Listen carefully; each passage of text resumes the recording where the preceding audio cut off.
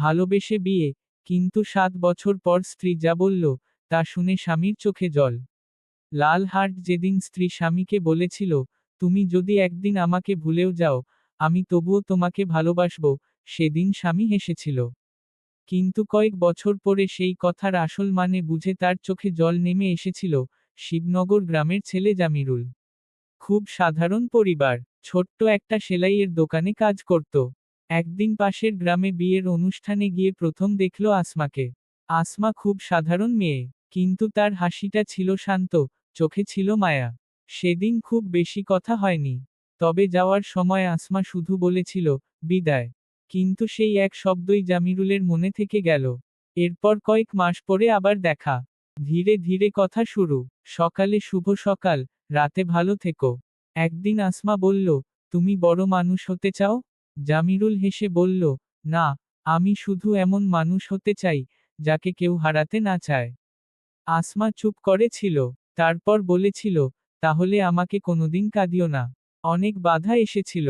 পরিবার রাজি ছিল না। কেউ বলতো, এই সংসার টিকবে না।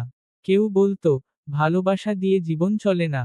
কিন্তু তারা হাল ছাড়েনি। অবশেষে বিয়ে হলো। শুরু হলো ছোট্ট সংসার। টাকার অভাব ছিল। একদিন জামিরুল রাতে এসে বলল, আজ দোকানে কাজ কম ছিল। আসমা হেসে বলল, তাতে কি? আমরা অর্ধেক খাবো, তবুও একসাথে খাবো। কখনো বিদ্যুৎ থাকতো না। দুজন মোমবাতির আলোয় গল্প করত। জামিরুল বলতো, একদিন বড় ঘর করব। আসমা বলতো, ঘর বড় না হলেও চলবে, মনটা বড় হলেই হবে। সময় যেতে লাগলো। সংসারে সুখ এল। তাদের একটা মেয়ে হলো। জামিরুল আরো ব্যস্ত হয়ে গেল। আগের মতো গল্প কমে গেল। একদিন আসমা পুরনো একটা বাক্স বের করল।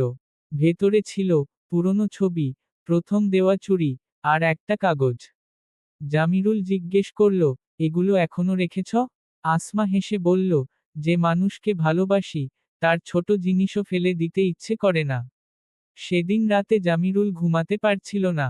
সে ভাবছিল, এত বছর সে সংসারের জন্য ছুটেছে, কিন্তু আসমা এখনো তাদের ছোট ছোট মুহূর্তগুলো আগলে রেখেছে। পরদিন সকালে সে দোকান বন্ধ রাখল। আসমাকে নিয়ে নদীর ধারে গেল। আসমা অবাক। জামিরুল বলল, আজ কাজ নেই। আসমা হেসে বলল, কি হয়েছে? জামিরুল বলল, আমি বুঝেছি, সংসার শুধু টাকা দিয়ে চলে না। ভালোবাসাকে সময়ও দিতে হয়। আসমার চোখ ভিজে গেল।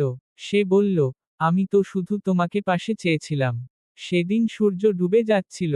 জামিরুল আসমার দিকে তাকিয়ে বলল, যদি আবার জীবন পাই, আমি আবার তোমাকেই খুঁজব। আসমা হেসে বলল, তাহলে এবার একটু বেশি সময় নিয়ে ভালোবাসবে। দুজন হেসে উঠল। কারণ তারা বুঝেছিল, ভালোবাসা বড় উপহার না, ভালোবাসা হলো প্রতিদিনের ছোট ছোট যত্ন। শেষ।